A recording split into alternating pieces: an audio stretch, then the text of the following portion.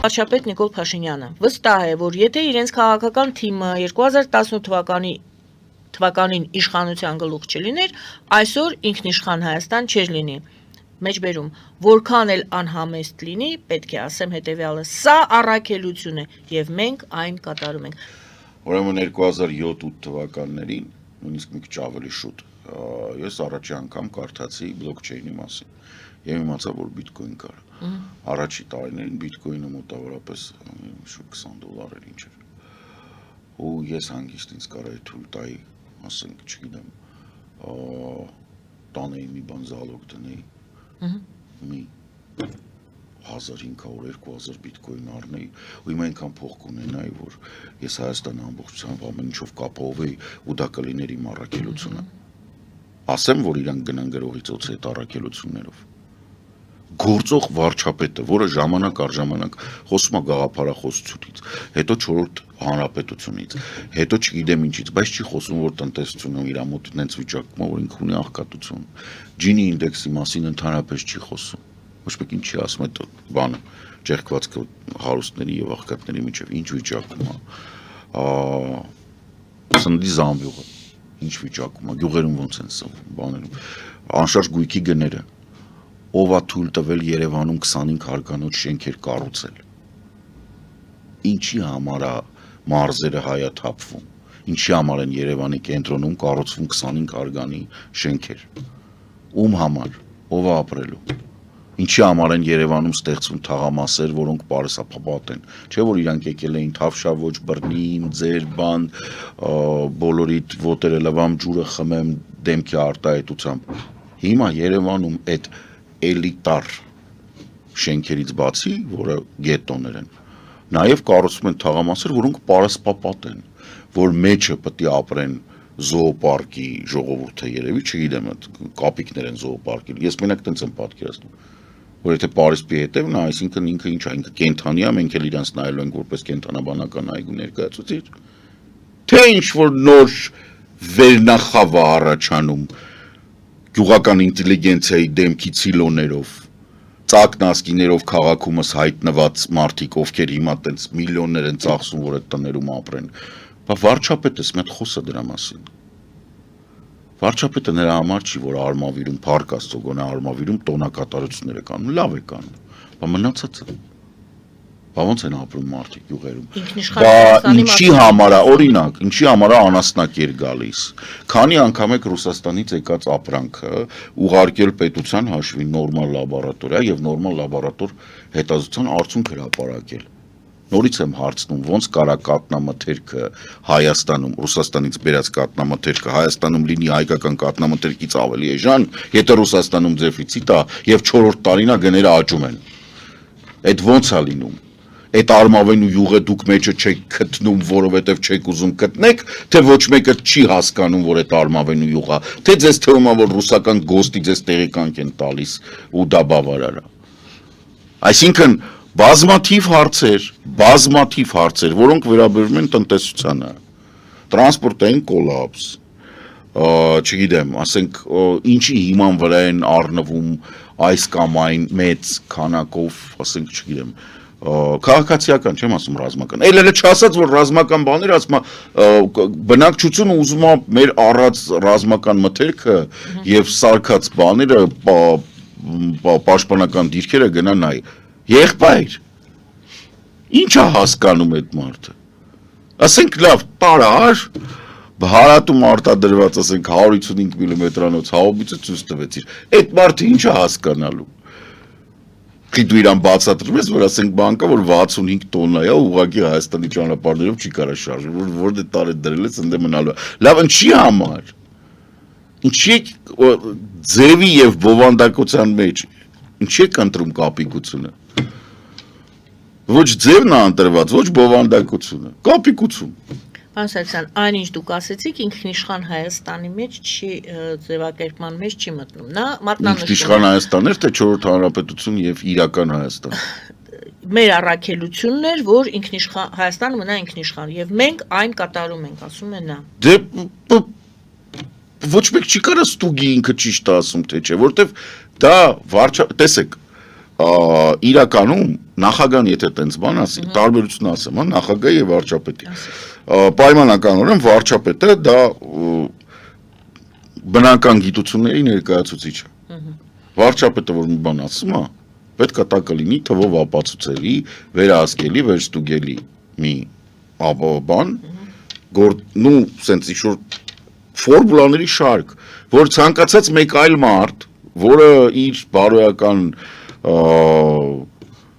մտորումների հետ համաձայն չի, վերցնի այդ թվերը, ստուգի, իրանք լինեն թվերը, որը մենակ իրան չեն հասանելի, բաց են, որ ասենք ստուգենք նույն բան անենք, նույն պատասխանը ստանանք։ Այսինքն ցանկացած մարդ, ով բան անում, ինքը պետք է վերցնի ու ասի, հա, հիմա վարչապետը ասում է, մենք ունենք ինչ։ Ինքնիշխան Հայաստան։ Դա չի ասում, ասում է։ Այդ ինչ էր իր բանը։ Առաքելություն։ Առաքելություն, այո։ Ինքը ունի առաքելություն։ Հիմա դա ոնց ենք ստուգում։ Ինքը ունի առաքելություն, թե Սերժ Սարգսյանը ուներ առաքելություն, որ հասներ երկիրը այն վիճակի, որ Նիկոլի պես անտաղանդը գա ու երկիրը միևնույնն է շարունակի գործել։ Դա հետևյալ կոնտեքստում կարելի է դիտարկել, երբ որ Փաշինյանը ասում է Լեռնային Ղարաբաղի հարցի պատճառով Հայաստանը հայտնվեց որոշակի երկրի գրպանում։ Հիմա մենք փորձում ենք այդ գրպանից դուրս գալ։ Այդ եղբայր վերցնում ենք եւ վերցնում ենք այսօր ինքնիշխան Հայաստան չէր լինի։ Okay։ Եթե Նիկոլ Փաշինյանը այս պահին, այ հենց հիմա համարում է, որ Հայաստանը ինքնիշխան է, ես վատ լուր ունեմ նիկոլականների համար։ Ժողովուրդ, ձեր կուրքը բանա, իրականության հետ քիչ կապ ունի։ Ընդհանրապես, որովհետև ինքնիշխան Հայաստան նշանակում է, որ դու չես սրտատրոպ սպասում, որպեսզի անասնակեր բերելու համար Ղազախստանից ապշերոնում վերընկած ինչ-որ մի հատ տափաստանային արվամոլ քեզ թույլ տա, որ այդ բեռը գա։ Ինքնիշխան Հայաստանը է նա, որ ասում ես, ես ապրանք եմ բերում, որ հանգարց չթողեցիր, ծնվածը տորը անիծելու ես։ Այդ մոտավորապես ինքնիշխան Հայաստանի մասին սենց պատկերացում պետքա լինի, որովհետև այս կուրկուրի ձակ Հայաստանը, որը սրտատրոպ սպասում է, թե ինչ-որ օվերչուկի գեկը ինչ կասի, Քոչարանից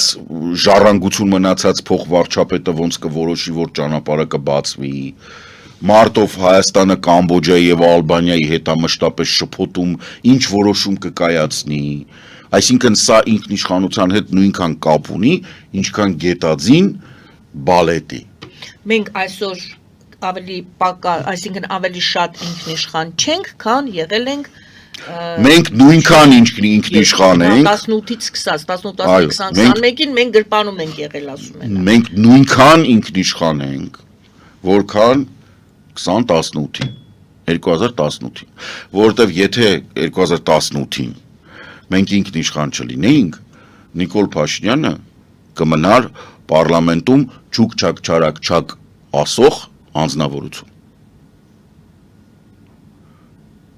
հասկանում եք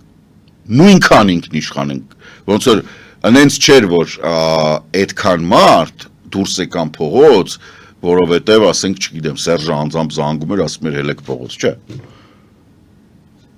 իշխանություններն է զարմացան թե ինչքան մարդ դուրս եկավ իրանք է զարմացան ոնց էին ստեղները հասցրել մարդկանց մենք նույնքան ինքնիշխան ենք ոչ ավել ոչ պակաս մասնագիտական տեսանկյունից ասեմ արժեքային համակարգի փոփոխություն չի լինում 7 տարվա մեջ, որից 3 տարին առնվազն ճգնաժամային է, չի լինում։ Ինքը նույնն է։ Հասարակությունը չի փոխվել, նույնն է։ Որ դեպքում դուք կասեք, այո, Փաշինյանի չէ, բայց այս ձևակերպումը այսօր ինքնիշխան Հայաստան ունենք։ Երբ որ Հայաստանի Հանրապետության վարչապետը, անկախ նրանից ով է, երթունակալության ժամանակ կասի Պուտին խույլո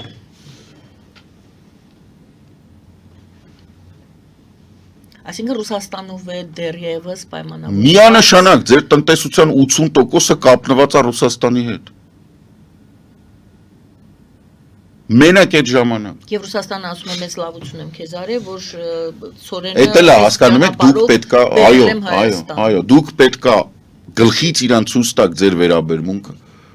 ձեր քաղաքական, տնտեսական դիրքորոշումը, ձեր ռազմական դիրքորոշումը պետք է ներկայացված լինի, որպեսզի բունկերում նստած անձնավորությունը հանգարց չմտածի, որ ինքը լավ տղա է։ Հասկանում եք, Հայաստանից բացի Պուտինին եւ ոչ մեկ չի հավատում։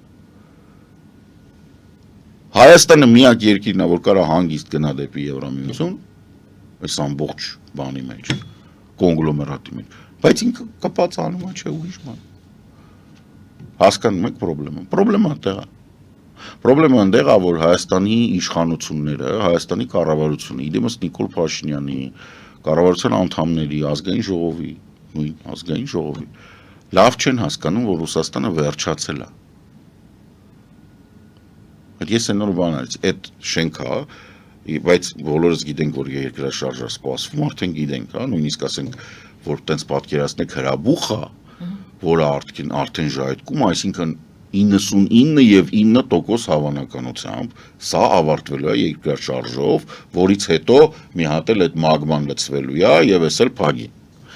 Հիմա Ռուսաստանը այդ շենքն է, որը հազիվ ճակ հազիվ կանգնած է, այնտեղ հրաբուխ է։ Հայաստանի կառավարությունը բոլորիս հավաքել է, եկել է այդ շենքի տակ կանգնել, ասում է, այստեղ հով է։ Ասում ենք, չէ, կարող է հով է, բայց ոչ զով է, ոչ էլ ապահով է։ Եկեք հեռու գնանք, ասում է, չէ, այստեղ լավ է։ Ինչու՞։ Որովհետև իրանք պերսպեկտիվա ունեն։ Կա պայմանական 40 ավազակների ընտանիք,